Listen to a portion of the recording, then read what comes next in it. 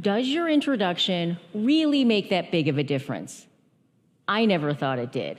I thought my introduction wasn't nearly as important as my qualifications. For example, right after I started my business, I had the perfect opportunity to shine. I was interviewing as an instructor for a supply chain institute, and I knew I was the ideal candidate. I had over 20 years of expertise leading supply chains for one of the world's largest consumer products companies. As I prepped for my interview, I didn't want there to be any doubts about my qualifications.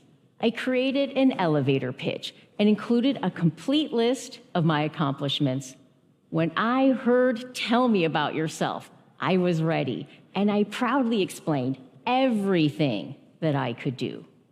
When I finished, the interviewer said, instead of talking about yourself, it would have been more effective if you had explained what you can do for me. My interview lasted 5 minutes. She rejected me on the spot based off of one answer.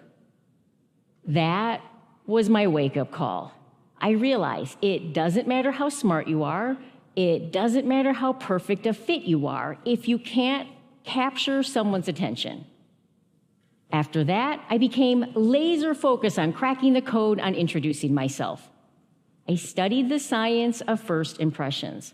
I researched viral headlines and what made them so irresistible. And then I discovered the secret of introducing myself perfectly in 20 words or less. Fast forward about 6 months. I'm having coffee with the executive director of a business development program. She asks me, "What do you do?"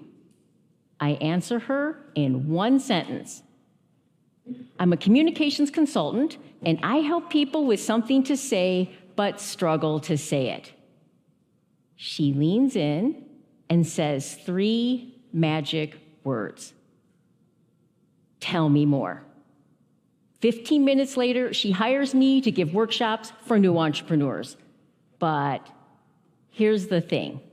I was the same person who blew that interview just 6 months before. But this time, I got the job, even though I had way fewer qualifications.